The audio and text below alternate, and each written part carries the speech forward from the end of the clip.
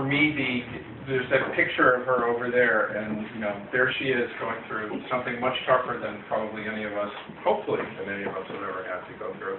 And yet her mantra is dream big, be positive, always love life, slightly in a different order, but I think that's okay. All I know is I hope every day I whine just a little bit less. And, she obviously got into Diablo Cody's heart, and Diablo took this 130-page script and wrote a short, maybe a little longer, that I think expresses everything that girl has to say. And my hope is we get to make a movie that kids will see and will maybe make them feel a little better about their place in the world, or maybe grown-ups will see and feel a little better about their place in the world. And the amount of people who've come forward to work on the movie, I think she's doing it all, and it's kind of moving. The other night we had a little meeting with 12 people. Okay, there's a magic bracelet, right? And I came in and I said, well, at first it was like, well, do you just have a bracelet and then in post do something and make it? I was like, no, that'll look phony. And so, okay, well, we're going to hire this one, Mary, who's working full-time on another job, get her to design it.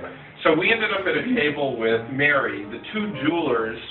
It was quite a motley crew. Two jewelers completely covered in tattoos with the most giant rings you've ever seen. They're making the jewelry.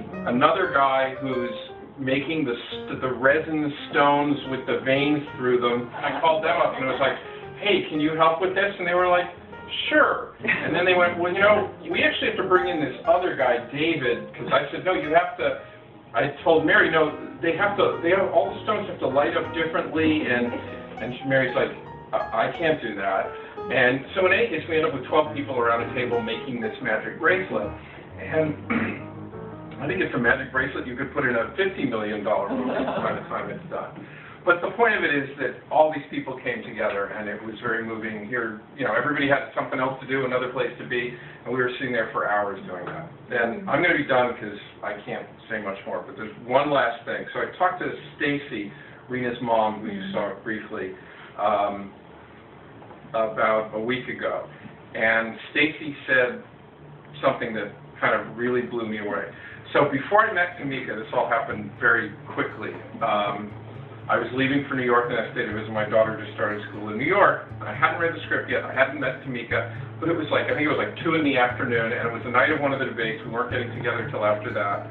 And I sent Tamika an email, and I learned something about myself making Charlie Bartlett, which was that there are 3 things I look for in any movie that just for me, not for anybody else, that there's a sense of humor, that you feel better walking out of the theater than you did walking in, and that you have something to talk about on the way home. Somehow or other, those are the things that I've discovered matter to me. And I didn't know until I talked to Stacy. Stacy said, Tamika sent me that email, and if Rina was sitting here right now, those are the 3 things that would have mattered to Rina. That's exactly what she would have said.